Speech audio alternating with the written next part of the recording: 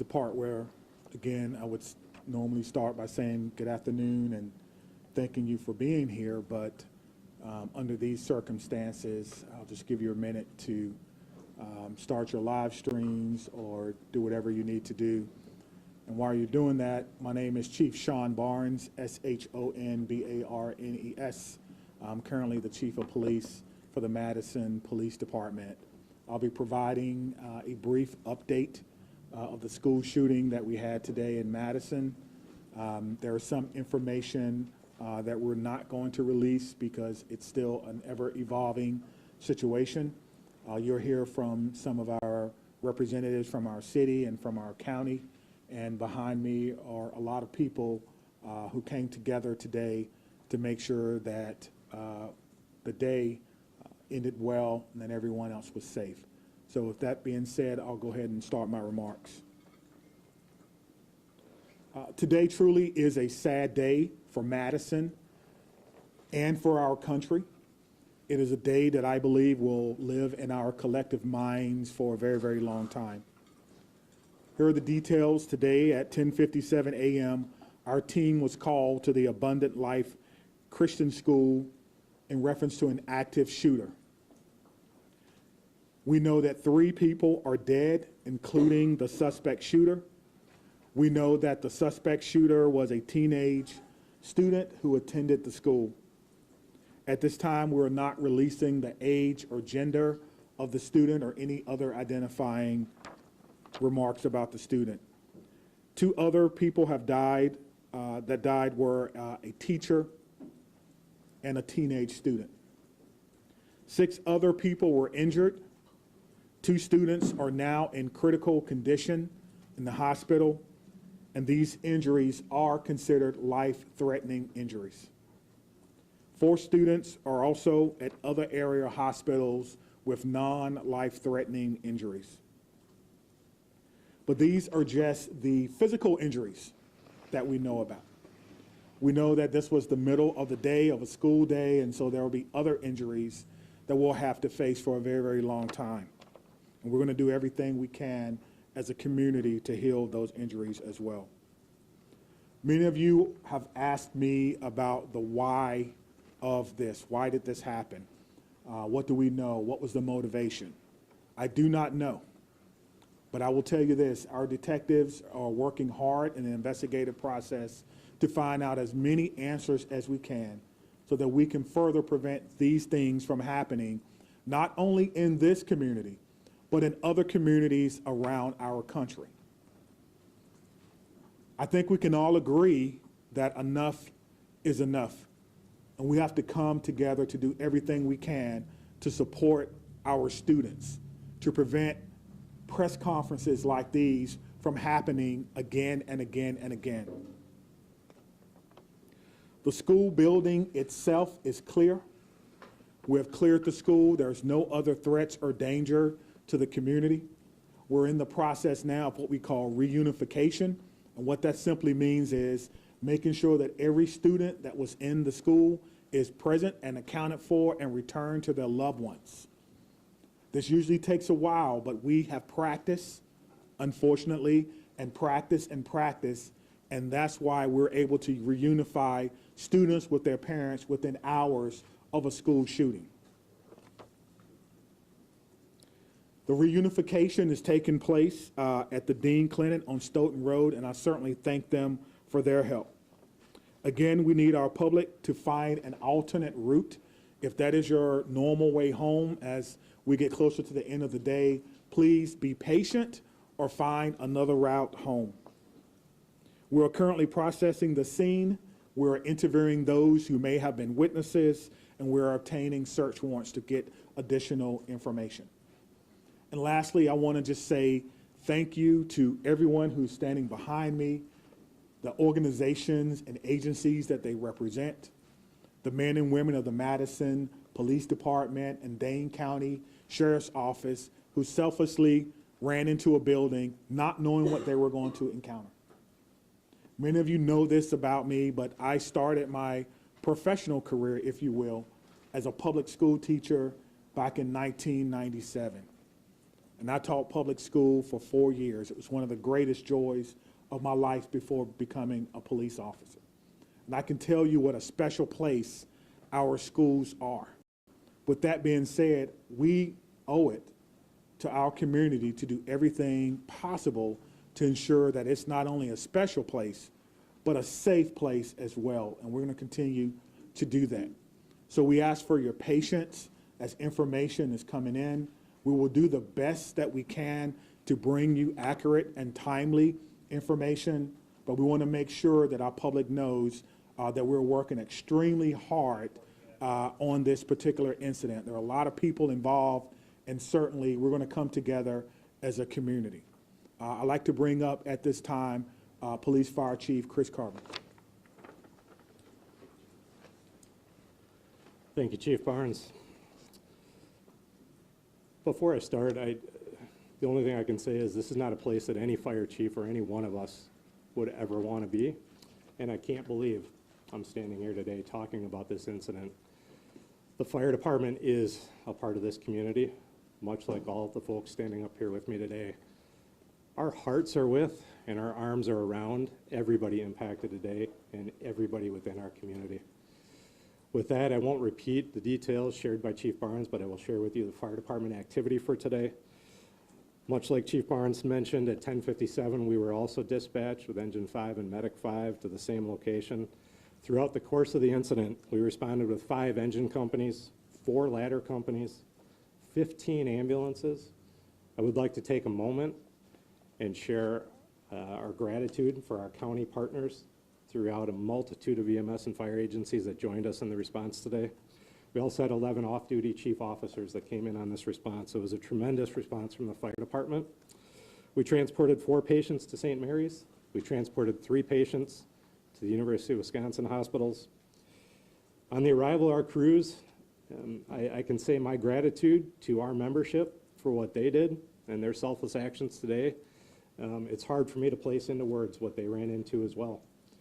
They did that immediately, they did that selflessly, and within a course of 15 minutes, from the first transport to the last transport, all the patients were on their way to the hospital. So to our membership within the Madison Fire Department and within all the emergency services, my gratitude, my recognition of the work that goes into this, the training that went into this, that again, we had hoped we would never have to put into practice. One more time on behalf of the Madison Fire Department, our hearts are with you, our arms are around you, and we will be with you throughout the duration of this. So at this point, I'll step aside, turn it over to the mayor. Thank you, Chiefs, both of you. This is an incredibly sad day for our community. As you've heard, there is no danger to the community at this time, but our entire community has been impacted by this tragic incident. On behalf of the Common Council and the City of Madison staff, I want to offer our heartfelt condolences to the victims and families and to the whole Abundant Life community. Our focus now is on supporting them and supporting the victims and their families. And we will continue to do that through the coming days and weeks. I also want to thank our first responders, the police, fire, the medical staff, for their quick action and their life-saving efforts. As you've heard already, this is a whole of government response. It is not just police and fire. It is not just City of Madison. We have folks from all around the county. We have folks from multiple agencies engaged in both the initial immediate response and the ongoing support, and will be engaged for days and weeks to come. I also want to thank the White House and the governor and others in the federal government and state government for reaching out to offer their support and help. We will be drawing on resources as needed going forward. But the most important thing right now is to make sure that we are centering the victims and their families, and that we are doing whatever we can to support them and to help them heal, and to lift our entire community up through this difficult incident. I am on record that I think we need to do better in our country and our community to prevent gun violence. And I hoped that this day would never come in Madison. It is not something that any mayor, any fire chief, any police chief, any person in public office ever wants to have to deal with. And so I will ask our entire community and our entire country to do whatever we can to make sure that no public official ever has to stand in this position again. And now I'll invite the county executive to the podium. Good afternoon, everyone. Today, our community is reeling from the heartbreaking and senseless tragedies at Abundant Life Christian School in Madison. As a mom who received a text from her son at a high school here in the city of Madison wondering if he was safe, I can tell you, this hits you in the gut. Our community is better than this. Our country is better than this. Cannot continue. My heart goes out to the victims and their families and the students and the educators, and the list goes on and on. Every one of us is affected by this unimaginable and unacceptable violence that has hit our community today. School community. The Sheriff's Department, the Department of Emergency Management, Department of Human Services have all been on the front lines. My phone has been ringing from people across our state and our nation asking what it is that they can do to help our community. And right now, it is our time to be committed to supporting this school, these students, and these families, and our first responders who went into that building during this devastating time. We must work closely with our law enforcement officers and first responders, mental health professionals, community leaders, and policymakers to ensure that we are taking care of one another. No community should ever have to endure such a tragedy. And my administration is going to do everything that it can to provide assistance to those who have experienced this devastating loss, and also do everything that we can to prevent such tragedy from occurring. To all of those who are grieving in our community, please know that you're not alone. Dane County stands with you. We're here to support you in any way possible. Please reach out and ask for help. The governor's office, as well as the mayor's office, and I will continue to update the public as we learn more. But please understand, there are many things that we cannot share with you right now. This is an active investigation. This is an active case. The SSM Health Clinic near the intersection of Buckeye Road and Stoughton Road is the reunification center. I know that that has been out, but we need to make sure that folks know where it is that they can go to be reunited with their children. Again, in the coming days, we are going to make sure that we are supporting those that have been most impacted by this. But folks, reach out, ask for help. This does not need to be the reality of our community. Thank you. All right, we'll start over here with questions. Just raise your Can you hands. tell us, how did this unfold? Can you give us a bit of a timeline, how your officers got into the building? Sure. We received a call at approximately 10:57 a.m. Someone from the school called 911 to report that there was an active shooter.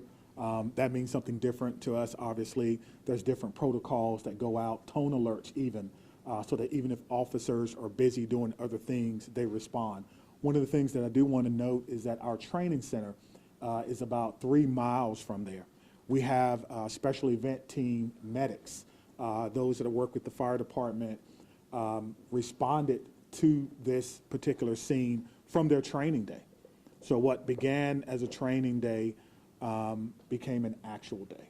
And so that's how this call originally came in. Nicholas, did you have a question? What can you tell us, if anything, more about this shooter and what their motivations were, or have you made contact with their family members? Anything updated on that? Sure, there's nothing new that I can tell you about the shooter at this time. Again, as difficult as today is, that's still someone's child that's gone. That's still someone that has to deal with what happened today. And so we want to make sure that we can ensure as much cooperation as we can. You asked me about why, as I stated before. I don't know why, and I felt like if we did know why, we could stop these things from happening. But what I will tell you is, as soon as we are done with the investigation, any information that we uncover that will not compromise the safety of anyone involved or compromise the confidentiality of any of these children that are involved, we'll tell you. I just ask for your patience. All right, over there, sorry, go right ahead. Chief, what kind of gun was used today? We know it was a handgun. We know a handgun was recovered. All right, sit down right there. Was the shooting confined to one classroom, or did it spread out throughout multiple? We know it was confined to one space. I do not know if it was a classroom or a hallway. One of the things that we've gotten very good at, certainly different from in my day, is that if you do not need to be in a crime scene, you do not need to go to a crime scene. And so the crime scene and those persons who were involved, they have that crime scene locked down. I did not go or enter into that crime scene. But if you can imagine, most schools, the students go together, but they are segregated. So on each different floor, in each different group. And so there's no evidence that anyone else was injured that was not in the age group. Danielle? What can you say at this time about how school staff responded when the shooting started? I cannot speak to how the school staff responded. You know, we did have injuries, but it could have always, of course, had additional injuries. I do not know what the school's protocols are. Again, this is a private Christian school. I know that we have a very good rapport with MMSD, Madison Metropolitan Schools, public schools. So we have done trainings for them before, but I would assume that most of the teachers have the same or some similar type of training as a part of their certification. There's conflicting reports online about how many students are enrolled at the school. Can you confirm approximately how many students attend the school? I do not know how many students attend the school, but their website says that they serve about 200 families. Right in the back, White. What kind of support systems are going to be made available to people who are affected by this attack? That's a good question. As you heard from our mayor and our county exec, we have services within our government that will be made available to them. I have a lot of confidence that they're going to follow through on that, and we'll make sure that that persons who need to. Do you guys want to speak to that? So, Dane County Human Services, as well as the Red Cross and other consolidated agencies, are already on scene. And we will continue to be on scene, and those resources will be bolstered. Again, please reach out. You are not alone. We are going to navigate this together, and there are people who are affected by this trauma who are not in the reunification center or at the school. We need folks to be reaching out because we do have resources available. Did you know if Abundant Christian Life School, did they have a school resource officer employed? It's not my knowledge that they had a school resource officer. That if they did, it would be a police officer, and I know where they all are, and they're not in the schools right now. 50 in the back there. So in terms of witnesses that you mentioned about investigation, what is that looking like, and how many Sure. witnesses are you guys speaking of? Sure. So the detectives will talk to anyone who may have seen this particular event unfold, anyone that may have been unfortunate to hear something. They will be talking to them. It's my understanding that that's in process now, and everyone is cooperating fully. That will give us an idea of not only what unfolded, but it could answer the question to motivation, because again, the students who unfortunately had to witness this. But that's not something that we want to rush.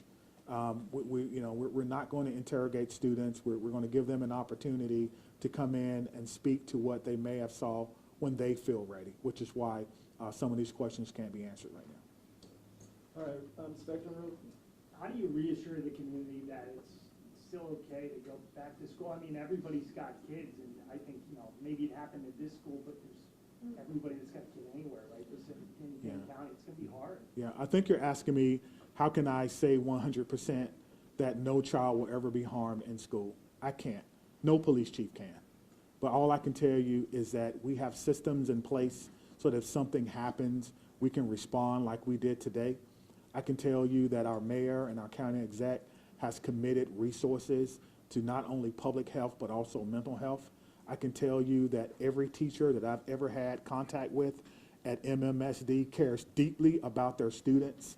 Every staff member, I talk to staff members all the time, who tell me things that are going on in the schools and want to do whatever they can, even if it's under anonymity, to let me know that they want to have a safe school. So my reassurance to the public is that if you see something, say something. If you know someone who may be going through a difficult time, please reach out to someone. And I think what I can do is make sure that our police department is transparent and open and honest and inviting for people to call and give information. I think MMSD does an excellent job of that, and the same thing can be said for any other private school. If you want to give information or you need someone to talk to, I can promise you we'll have someone there to get that information. All right, then. Understanding that this is a private school you may not be as familiar with, what can you tell us about some of the physical measures that are in place in this school, whether it's metal detectors, secure entryway, cameras, et cetera? Yeah, that's a good question. I've never been in this school, unfortunately. I'm not aware that there were metal detectors in the school. That's something that we can certainly look at. Most schools have some form of surveillance or public space cameras, but that will be, of course, part of the investigation process. Scott?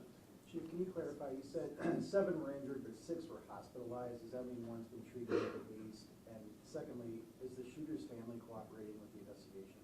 Yeah, so it's 2 questions, but let me try to handle the first one. So I'm trying to go back to my notes. So we do know that 1 person was pronounced at the scene, and so that may be the 7th person. But we can get you all that information. Just when we're done, I'll have my PIO give that to you so you can report it accurately. And what was your second question? Is the shooter's family cooperating? At this time, yes. So you have made contact with the shooter's family? We have. And what were the steps to do that? It's through the investigative process. Okay. Is the shooter's home being searched? We've heard, we've got some information about that if ongoing. Yes, obviously, once we have identified, we have initiated a search, but we think that search is either ongoing now or that search may be concluded. Of course, it's about safety. That's the first thing, making sure that people are safe, and then we'll go from there. This has been, this has been an amazing day for everyone. And so if you have someone who is deceased, who may have been a shooter, you want to make sure that their family is okay. You don't know. And so that is what we're doing right now. It is about the safety of everyone. This is going to be a long day for the Madison Police Department. We just want some of your patience. Are you aware, had the school had any prior threats? And then just, jumping off of that, do you know if the shooter had any prior contact with law enforcement? We do not know that the shooter had any prior contact with law enforcement, but I did do a check of the school. There were some calls, but they were like 911 hang-ups, things of that nature. There was nothing that suggested that the school was a place that violence would occur. Chief, I know that you mentioned that the shooter died of a self-inflicted gun wound. Did that happen before officers arrived at the school or when the shooter saw officers coming into the school? Yeah, so let me say that the cause and manner in which the shooter died will be determined by the inmate. But what I can tell you is the shooter was dead upon our arrival, police department arrival, and no officers fired their weapons. Okay? Lucas? What are these search warrants you're executing, or are they at the residence on like a device the shooter had? What do you, I'm sorry. The extent of the search warrants. Yeah, so the extent of the search warrant is to be able to go in a place that we don't have permission to be in and make sure that everyone is okay. And then if there's any evidence that we think we need to collect, we could only do that with the use of a search warrant. And so, again, we have to determine if there is evidence that we will need. Everyone wants to know what led up to this. Are there any additional threats to public safety? Is this person or was this person by themselves? There are a lot of questions that we want to answer, but we have to answer the safety questions first, and then we'll move on to some of the more investigatory questions. Are you in possession of any of the shooter's devices? I am not, no. Catherine? I'm wondering about metal detectors. You mentioned in the first meeting that you were not a fan, and that this school probably doesn't have them. And do you know other schools that do? Do you think that that's something we should start talking about, metal detectors in schools? I guess the question is, would you want your child to go to a school with or without metal detectors? I can't answer that. I can't. Right now, in a school Yeah, without them. yeah, absolutely. So the idea is to create the safest environment that we can without metal detectors. That is my answer. Chief, this was a shooting at a Christian school right before the Christmas holiday. Can you address the impact of that? And is the Christmas holiday at all, in your belief, related to as a motivation for the shooting? Yeah, so to the question of motivation, we don't know why, but to the question of so close to Christmas, we have a lot of people going to be impacted. If it's a Christian school, then obviously our holidays, our Christian holidays are very important to the students, very important. It's a time for family. Students probably getting ready to go out on break, and now the break will be a little less about celebrating Christmas than more about celebrating perhaps friends and loved ones and staff members who perhaps lost their life. That's why I'm asking everyone to, of course, keep Abundant Life Christian School in your thoughts and in your prayers, and we'll get a couple more, okay? Okay, real quick, Phoebe. So it's a private school that takes public money through the voucher system. So what has this revealed about maybe gaps in security or training for staff? Is that something you're thinking about whether schools that are private that take public money need to be, kind of on par with public schools when it comes to safety? Well, what I'm telling you is that in 1997, I began my professional career as a public school teacher. I taught history for 4 years before becoming a police officer. So I did not get far enough to take courses in administration and budgeting of schools. I don't know what governs private schools, if they receive money, where that comes from. That would probably be a question that you would probably need to ask someone who's more intimately involved in the school system and what their requirements are if they do receive that. But you could probably compare what has happened or what goes on, their security measures, with the security measures of any school in MMSD, and then that may give you your answer. That's a very... Just one very quick follow-up. Because there has been some criticism to other law departments in their response to these school shooting incidents, particularly Uvalde. How did that inform your game plan today, and how quickly were your officers able to get into the school? What were they told to do? Sure. We train on this, as I spoke about earlier. When officers arrive on the scene, they immediately go in, which we did in this case. Stop the threat, stop the killing, find the killer. That's how we train, and that's exactly what we did today. There's no waiting, there's no coordination of who's in charge. Everyone knows exactly what to do. I spoke about this earlier. We train on this constantly. Our commanders, including the fire chief and I, was in a commander's training less than 2 weeks ago, going over this exact same scenario for another fictional location. And so all of that came into play today, and our officers performed extremely well based on their training and based on the expectations that they know exactly what to do. Stop the threat, stop the killing, find the threat. All right, I promise to follow up. Can we just do one more? We're gonna do No, wait, hold on, right here, right here. Thank you, all. Yeah. I think the questions have been asked, and we're straying a little far from what's most important at this point in time, and that is the victims and their families. I have 3 things to add. First of all, there is a lot that our community can and will do in the coming days to support the victims and their families, and we will have more information at future briefings. If anyone, and I would urge you all to include this in your stories, if anyone needs mental health support as a result of this incident and the coverage of it, I encourage them to reach out to 988 by phone or text and to get the mental health support that they need. It is incredibly important that we take care of our community in this very difficult time. We all have a role in preventing gun violence. Our entire community needs to be part of the solution here. There are many things that we can do, and we can have those conversations in coming days. But first and foremost, what needs to be the priority for all of us is supporting our young people. And that is where our community's attention needs to turn at this point in time. The police department, the fire department, the city, the county will share additional information about the investigation as it becomes available.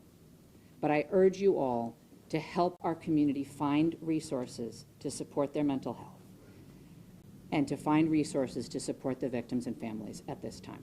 Thank you all. Where can people go to see your updates? What can you tell them? It'll be on cityofmadison.com. Me, Stephanie, and Cynthia will stick around and answer any other questions, but that's all. Let me say just before I go, because the mayor mentioned that this was a whole of government response.